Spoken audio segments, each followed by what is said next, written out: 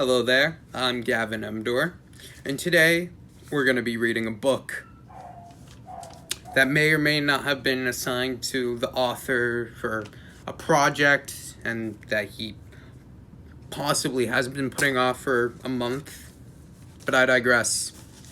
Today we are reading Property Wars by author unknown. What's this? A limerick to set the mood and stage the location? Genius.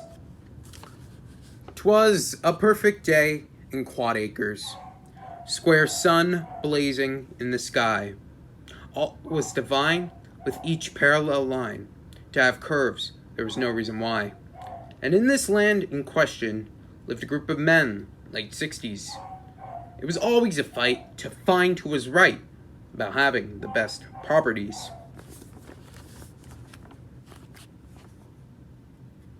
Old Squarey was not happy today.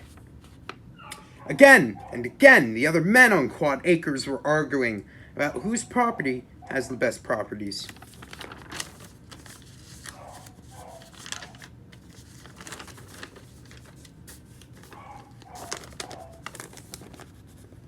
Four-sided figures, also known as quadrilaterals, which is what the men's properties were shaped like, can be regular or they can be special.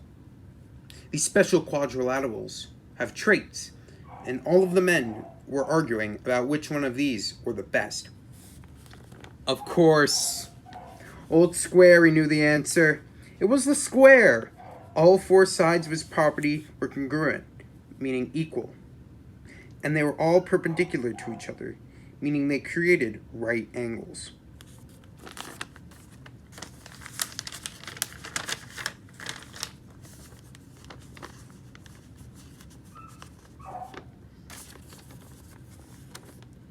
And right at the center of where the perpendicular diagonals met, which are lines from one corner of the shape to the other that are also congruent, his house was created with perfect 90-degree angles.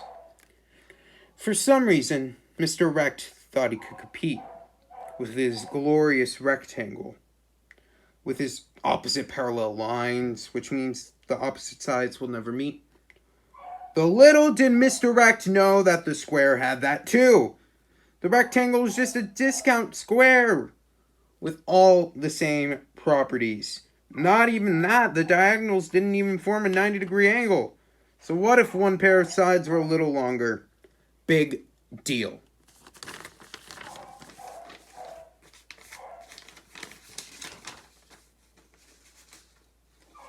I'm sorry about the wait. It seems the author didn't have any staples at his house.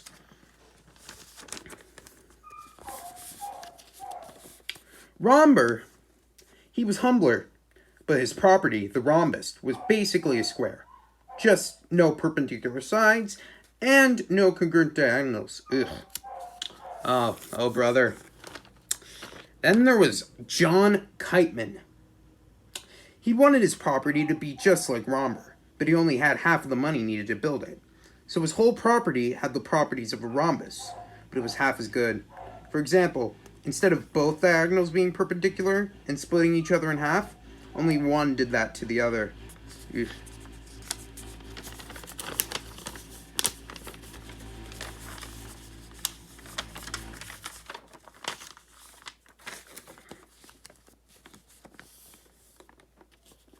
But Squarey liked Old Man Isaso, as his property didn't really copy his.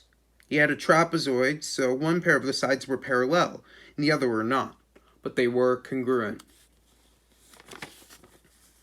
Although, in the end, Old Squarey realized it didn't really matter. Every shape was special in their own way. And everyone, in the end, got along. Although, there still were those dopes over at Tri Farms with their congruent-sided equilaterals and the right triangles that only contained one right angle. Thank you very much. Stay safe. Have a nice day.